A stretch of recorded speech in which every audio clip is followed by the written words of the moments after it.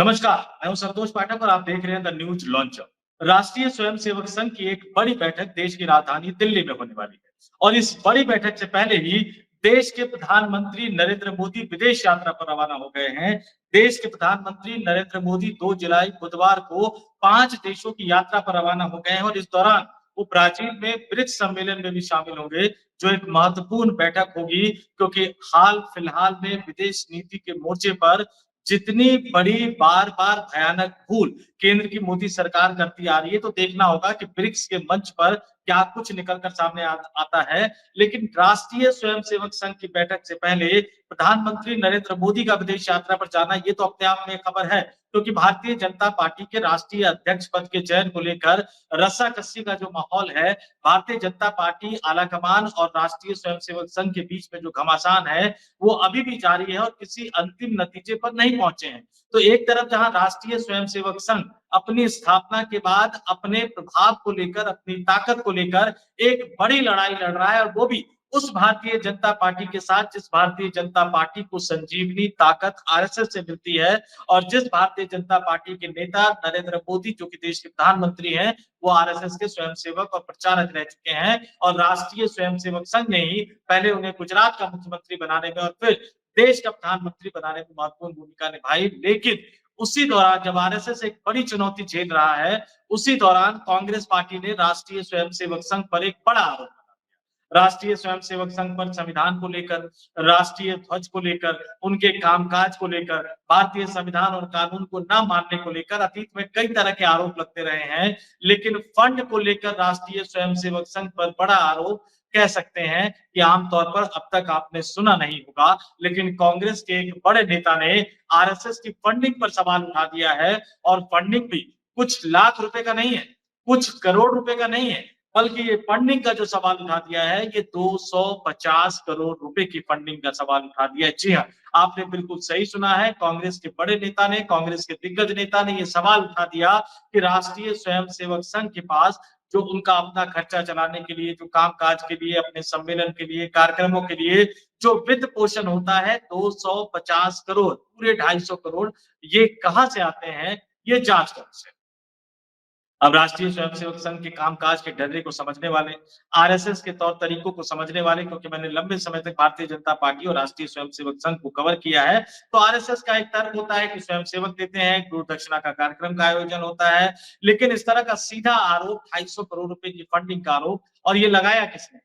Congress party के राष्ट्रीय अध्यक्ष मल्लिकार्जुन खड़गे के बेटे प्रियांक खड़गे ने यह आरोप लगाया है। प्रियांक खड़गे ने सीधे सीधे ये 250 करोड़ रुपए की फंडिंग पर न केवल सवाल उठा दिए, न केवल इस फंडिंग को लेकर जांच की बात कह दी, बल्कि इसके साथ ही साथ ये भी कह दिया कि अगर कांग्रेस पार्टी एक बार फिर से सत्ता में आती है, तो एक बार फिर से राष्ट्रीय स्वयंसेवक संघ पर बैन लगाएगी, यानी आरएसएस पर प्रतिबंध लगाएगी। और ये ऐलान कांग्रेस पार्टी के कर्नाटक सरकार के जो मंत्री हैं प्रियांक खड़गे साहब, जो न केवल कर्नाटक की कांग्रेस सरकार में मंत्री हैं, बल्कि कांग्रेस के राष्ट्रीय अध्यक्ष मल्लिकार्जुन खड़गे के बेटे हैं, उन्होंने ये आरोप लगा दिया है कि कांग्रेस पार्टी एक 250 करोड़ का आरोप लगाया और दूसरा कह दिया कि कांग्रेस पार्टी सत्ता में आएगी तो राष्ट्रीय स्वयंसेवक संघ पर प्रतिबंध लगाया जाएगा। और बाकायदा उन्होंने उदाहरण भी दिया। उन्होंने सरदार वल्लभ भाई पटेल ने जो प्रतिबंध लगाया था, उसका उदाहरण दिया। उन्होंने इंदिरा गांधी ने जो प्रतिबंध लगाया था, उसका उदाहरण दिया। और इन दोनों उदाहरणों को देते हुए उन्होंने कहा कि कांग्रेस की सरकारों ने, यानी पिछली कांग्रेस की सरकारों ने जो राष्ट्रीय स्वयंसेवक संघ पर लगे प्रतिबंध को हटाने का काम किया था, वो नहीं होना चाहिए था, वो प्रतिबंध नहीं हटाया जाना चाहिए था। और क्या कहा प्रियांक खड़गे ने, बीजेपी की तरफ से क्या कुछ निकलकर सामने आया। और आरएसएस की जो बड़ी बैठक 4, 5 और 6 जुलाई को राष्ट्रीय स्वयंसेवक संघ की जो अखिल भारतीय प्रांत प्रचारक बैठक होने वाली है, जिसमें आरएसएस के प्रमुख सरसंघचालक मोहन भागवत भी मौजूद होंगे, जिसके लिए वो दिल्ली आ चुके हैं, जिसमें आरएसएस के सबसे ताकतवर नेता, जो तकनीकी रूप से दूसरे नंबर के नेता हैं, लेकिन अधिकृत रूप से वो सबसे पावरफुल ताकतवर नेता है, सर कार्यवाह जिन्हें महासचिव भी कहा जा सकता है, दत्तात्रेय होसबोले समेत राष्ट्रीय स्वयंसेवक संघ के तमाम दिग्गज बड़े नेता देश भर से आकर उस बैठक में शामिल होंगे। और उससे पहले आरएसएस पर प्रतिबंध का ऐलान, उससे पहले आरएसएस की फंडिंग पर सवाल, उससे पहले आरएसएस की फंडिंग की जांच का मुद्दा उठाकर कांग्रेस पार्टी ने भविष्य की राजनीति का एक पैमाना तय करने की कोशिश की है, भविष्य की राजनीति का एक मुद्दा तय करने की कोशिश की है। और प्रियंक खड़गे ने सीधे-सीधे तौर पर क्या कहा? प्रियंक खड़गे ने किस तरह से राष्ट्रीय स्वयंसेवक संघ पर प्रतिबंध लगाने की बात कही, ये तमाम चीजें आपको कहूँगा, लेकिन 2 संदर्भ का ज़िक्र कर देता हूँ। देश के आजाद होने के बाद महात्मा गांधी यानी राष्ट्रपिता बापू महात्मा गांधी की हत्या 30 जनवरी 1948 को, और इसके कुछ दिन बाद 4 फरवरी 1948 को राष्ट्रीय स्वयंसेवक संघ पर, जो उस समय भारत सरकार में केंद्रीय गृह मंत्री थे सरदार वल्लभ भाई पटेल, उन्होंने राष्ट्रीय स्वयंसेवक संघ पर प्रतिबंध लगा। अब सरदार वल्लभ भाई पटेल वही जिनको भारतीय जनता पार्टी अपना महापुरुष बनाने की अभियान में जुटी हुई है, और बार-बार सरदार वल्लभ भाई पटेल की विरासत पर अपनी दावेदारी जताते हुए नजर आते हैं। लेकिन सरदार वल्लभ भाई पटेल ने ही महात्मा गांधी की हत्या के बाद राष्ट्रीय स्वयंसेवक संघ पर प्रतिबंध लगाया था, और ये प्रतिबंध 18 महीनों तक, जब तक कि राष्ट्रीय स्वयंसेवक संघ ने कागजों पर संगठन बनाने, चुनाव की प्रक्रिया तय करने और इसके सहित कई शर्तें जो सरदार वल्लभ भाई पटेल की थी, जब तक वो नहीं मान ली, तब तक आरएसएस पर प्रतिबंध लगा रहा, और ये प्रतिबंध लगभग 1.5 साल तक लगा रहा। दूसरा वाकया भी आया, दूसरा मौका भी आया आपातकाल के दौरान 1975 में। उस समय जो केंद्र सरकार की मुखिया थी प्रधानमंत्री इंदिरा गांधी, उन्होंने भी राष्ट्रीय स्वयंसेवक संघ पर प्रतिबंध लगाया। उसके बाद जब आपातकाल खत्म हुआ, जो आरएसएस ने जो राजनीतिक दल, जो आरएसएस का जो राजनीतिक विंग, जैसे अभी भारतीय जनता पार्टी है, उस समय जनसंघ हुआ करता था। जनसंघ का जनता पार्टी में विलय हुआ, जनता पार्टी सत्ता में आई, मोरारजी देसाई देश के प्रधानमंत्री बने। उस सरकार में अटल बिहारी वाजपेयी और लाल कृष्ण आडवाणी भी मंत्री के तौर पर शामिल थे। तो उस जनता पार्टी की सरकार ने राष्ट्रीय स्वयंसेवक संघ पर लगे प्रतिबंध को हटाया। तो इन्हीं उदाहरणों का एक तरह से जिक्र करते हुए प्रियंक खड़गे कह रहे हैं कि वल्लभ भाई पटेल साहब ने, सरदार साहब ने भी लगाया था, इंदिरा गांधी ने भी लगाया था, और कांग्रेस पार्टी एक बार फिर से जब केंद्र की सत्ता में आएगी, तो एक बार फिर से राष्ट्रीय स्वयंसेवक संघ पर प्रतिबंध लगाएगी। और क्या कहा प्रियंक खड़गे ने, ये सुनना, ये समझना, ये जानना बहुत जरूरी है। उनके बयान का जिक्र मैं संदर्भ के लिए कर रहा हूं कि कांग्रेस पार्टी में राष्ट्रीय स्वयंसेवक संघ को लेकर किस तरह के विचार पनप रहे हैं। उन्होंने कहा कि अगर कांग्रेस केंद्र की सत्ता में वापस लौटती है, तो वह राष्ट्रीय स्वयंसेवक संघ पर प्रतिबंध लगा देगी। खड़गे ने कहा, उन्होंने तर्क दिया कि आरएसएस समाज में नफरत फैलाता है और कानून के दायरे में काम नहीं करता है। खड़गे ने अपने इस स्टैंड के पक्ष में तर्क भी दिया, ऐतिहासिक उदाहरणों का हवाला देते हुए कहा कि क्या सरदार वल्लभ भाई पटेल ने आरएसएस पर राष्ट्रीय स्वयंसेवक संघ पर प्रतिबंध नहीं लगाया था।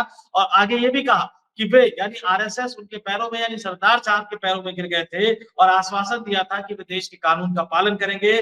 क्या इंदिरा गांधी ने आरएसएस पे प्रतिबंध नहीं लगाया था? उन्होंने फिर से वही किया, और वो कह रहे हैं कि जो भी भरोसा दिया था राष्ट्रीय स्वयंसेवक संघ ने कि वो कानून का पालन करेंगे, संविधान का पालन करेंगे, वो अभी भी उनके पालन करने का दिखावा कर रहे हैं। और फिर 250 करोड़ के वित्त पोषण की बात कही, इन चीजों की जांच की बात कही, और उन्होंने तर्क रूप से ये सीधे-सीधे कहा कि विधानसभा का जो काम होता है, वो कानून बनाने का होता है। ये मसला जो है वो कर्नाटक की विधानसभा के अधिकार क्षेत्र से बाहर का है। तो निश्चित तौर पर जब केंद्र की सत्ता में आएंगे, तो ही राष्ट्रीय स्वयंसेवक संघ पर प्रतिबंध लगाने के लिए कांग्रेस आगे बढ़ेगी। बहुत ज्यादा समय नहीं बीता, आपातकाल की जो बरसी मनाई जा रही थी केंद्र की नरेंद्र मोदी सरकार द्वारा, ये राष्ट्रीय स्वयंसेवक संघ के लिए एक बड़ी अजीब सी स्थिति पैदा हो गई। आरएसएस के कई स्वयंसेवक कई बार मुझे फोन करते हैं, मुझे बात करने, अपना एजेंडा रखने की कोशिश करते हैं, अपनी बात करने की कोशिश करते हैं कि भाई साहब, संघ बीजेपी का एजेंडा तय करता था, बीजेपी संघ का एजेंडा कब से तय करने लगा।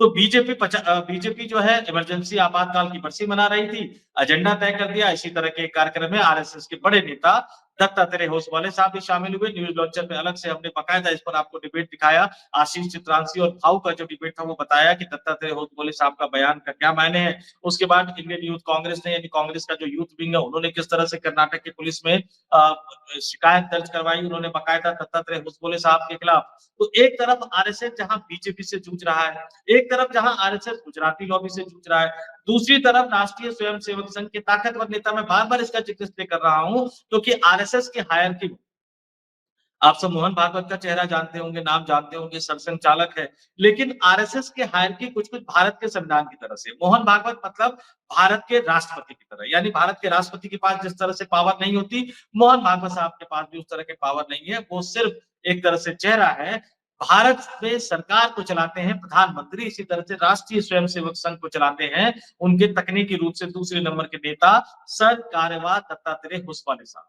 तो एक तरफ दत्तात्रेय होसवाले साहब का ये बयान, जो भावी आरएसएस के मुखिया है, यानी अगर कोई बड़ा उलटफेर नहीं हुआ तो मोहन भागवत के रिटायरमेंट के बाद होसवाले साहब ही राष्ट्रीय स्वयंसेवक संघ के मुखिया बनेंगे। तो एक तरफ उनके बयान को लेकर उनके खिलाफ शिकायत, दूसरी तरफ राहुल गांधी लगातार बार-बार जब वो भारतीय जनता पार्टी को हराने की बात करते हैं, तो बीजेपी प्लस वो राष्ट्रीय स्वयंसेवक संघ की बात करते हैं। चाहे राहुल गांधी की बात हो, अखिलेश यादव की बात हो, लालू यादव, तेजस्वी यादव की बात हो, विपक्ष में शामिल अन्य राजनीतिक दलों की बात हो, वो भारतीय जनता पार्टी और राष्ट्रीय स्वयंसेवक संघ का एक साथ नाम लेते हुए नजर आते हैं। तो आप मुद्दों पर उनकी आलोचना करते थे, कई तरह के बड़े आरोप एक तरह से लगाए जाते थे, लेकिन फंड का 250 करोड़ के वित्त पोषण का, और ये बड़ा, अपने आप में ये बड़ा आरोप है, ये मैं ऐसा क्यों कह रहा हूं? आप याद कीजिए झारखंड में मुख्यमंत्री रहने के दौरान हेमंत सोरेन को गिरफ्तार क्यों किया गया था? दिल्ली के मुख्यमंत्री रहने के दौरान अरविंद केजरीवाल को गिरफ्तार क्यों क्यों किया गया था? उप मुख्यमंत्री रहने के दौरान मनीष सिसोदिया को गिरफ्तार क्यों किया गया था? घोटाले घपले का आरोप लगाए, लेकिन वो पैसे से जुड़ा मसला था। नेशनल हेराल्ड, जिसमें पूरे गांधी परिवार को अदालत के चक्कर लगवाए जा रहे हैं, सोनिया गांधी, राहुल गांधी, प्रियंका गांधी, वो क्या मसला है? फंड से जुड़ा मसला है कि इसने ये खरीदा, उसने उसका लोन उसको चुकाया, ये फंड से जुड़ा मसला हुआ है। यहाँ भी वही सवाल उठाकर एक तरह से प्रियांक खड़गे ने भविष्य की राजनीति का एजेंडा सेट करने का काम कर दिया है। और आप देखिएगा कि आने वाले दिनों में अब ये सवाल उठेगा, बार-बार ये सवाल उठेगा कि राष्ट्रीय स्वयंसेवक संघ का कामकाज कैसे चलता है, राष्ट्रीय स्वयंसेवक संघ को पैसा कहाँ से मिलता है, राष्ट्रीय स्वयंसेवक संघ के पास फंड कहाँ से आता है, राष्ट्रीय स्वयंसेवक संघ के नेता हवाई जहाजों में सफर कैसे करते हैं, राष्ट्रीय स्वयंसेवक संघ के नेता पूरे देश में प्रवास कैसे करते रहते हैं। और एक सवाल जो राष्ट्रीय स्वयंसेवक संघ के स्वयंसेवकों के मन में लगातार मुझसे कई लोग कहते रहते हैं, मैंने खुद अपने कई स्टोरी में इस बात का जिक्र किया, महंगी घड़ियां पहनना, महंगा चश्मा पहनना, स्वयंसेवकों का ये शौक नहीं था। लेकिन आरएसएस के नेता ऐसा करते हुए नजर आते हैं। अभी भी आप देखिएगा 4, 5, 6 जुलाई को जो नया इन्होंने मुख्यालय बनाया है केशवकुंज में, वहां जब अखिल भारतीय प्रांत प्रचारक की बैठक होगी तो उसमें जो वीडियो आएंगे, उसमें जो फोटो आएंगे, उसको जूम करके देखिएगा कि कौन-कौन से स्वयंसेवक ने कौन-कौन सी घड़ी पहनी हो। तो ये तमाम चीजें कहाँ से आता है, कहाँ से पैसा आता है? सिर्फ ये कहने से काम नहीं चलेगा कि स्वयंसेवकों ने दे दिया, कहीं न कहीं रिकॉर्ड दिखाना पड़ेगा, कहीं न कहीं हिसाब-किताब दिखाना पड़ेगा। और इसलिए ये स्टोरी मैं आपके सामने लेकर आया हूँ कि फंड की बात, 250 करोड़ के फंड की बात, ये अपने आप में एक बहुत बड़ा आरोप है। और निश्चित तौर पर राष्ट्रीय स्वयंसेवक संघ जो अपनी 3 दिवसीय बैठक के दौरान प्रेस कॉन्फ्रेंस करेगा, बैठक के बाद प्रेस कॉन्फ्रेंस करेगा, तो ये सवाल कोई ना कोई पत्रकार प्रेस कॉन्फ्रेंस में आरएसएस से जरूर पूछेगा। और देखते हैं कि आरएसएस की तरफ से क्या जवाब आता है। हालांकि भारतीय जनता पार्टी की तरफ से सीधा-सीधा कोई जवाब नहीं आया। पूर्व केंद्रीय मंत्री रविशंकर प्रसाद सामने आए, गिरिराज सिंह सामने आए, परिवारवाद को लेकर उन्होंने हमला बोला। ये भी कहा कि इंदिरा गांधी ने प्रतिबंध लगाया था तो इंदिरा गांधी की क्या हालत हो गई, कांग्रेस पार्टी की भी वैसी हालत हो जाएगी। यानी एक तरह से राजनीतिक बातें उन्होंने कही। जो प्रियांक खड़गे ने मसला उठाया 250 करोड़ रुपए का, उस पर कोई कंक्रीट जवाब नहीं दिया भारतीय जनता पार्टी के नेताओं ने। अब देखते हैं कि राष्ट्रीय स्वयंसेवक संघ के नेताओं की तरफ से इस पर कोई कंक्रीट जवाब आता है या नहीं आता उनके प्रेस कॉन्फ्रेंस के दौरान। लेकिन ये तय मानकर चलिए कि आने वाले दिन में राष्ट्रीय स्वयंसेवक संघ के लिए ये सवाल अपने आप में बहुत ज्यादा भारी पड़ते हुए नजर आएंगे। आरएसएस के लिए दिक्कतें खड़ी होती हुई नजर आएगी। तो इस वीडियो में इतना ही। मुझे यानी संतोष पाठक को दीजिए इजाजत। आप तमाम लोग देखते रहिए द न्यूज लॉन्च। नमस्कार।